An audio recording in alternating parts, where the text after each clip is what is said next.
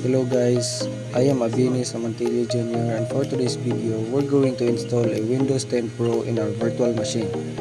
This part, we're going to name it Windows 10 Pro.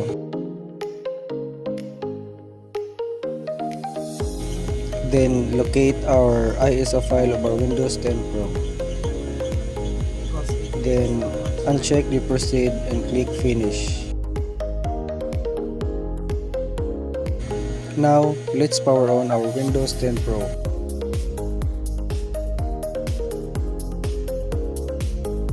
Here, just click next and install now.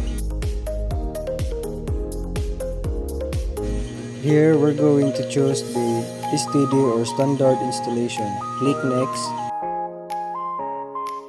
Accept license and click next. Custom, select the storage. Click next and it will automatically install.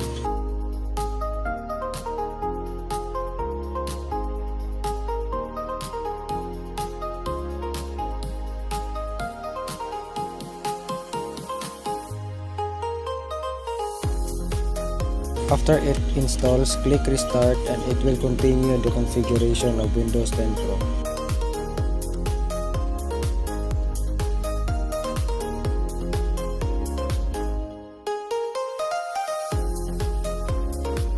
Here, just click yes,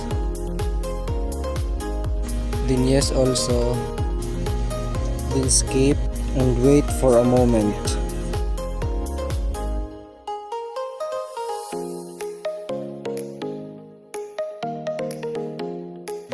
Then here, just choose the setup for personal use and then click next.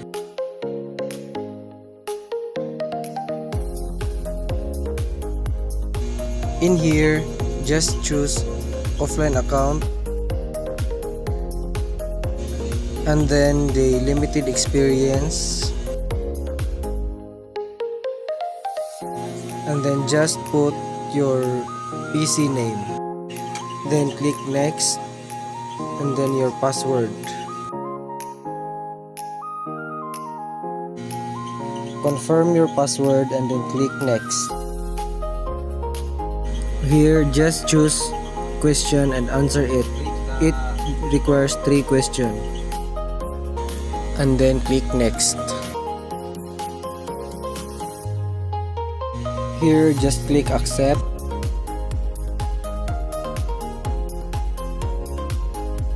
And then accept. And skip. And then click not now.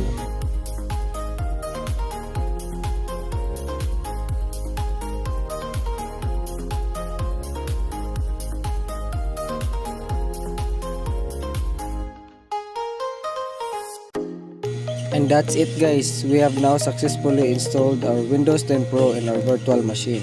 Thank you for watching.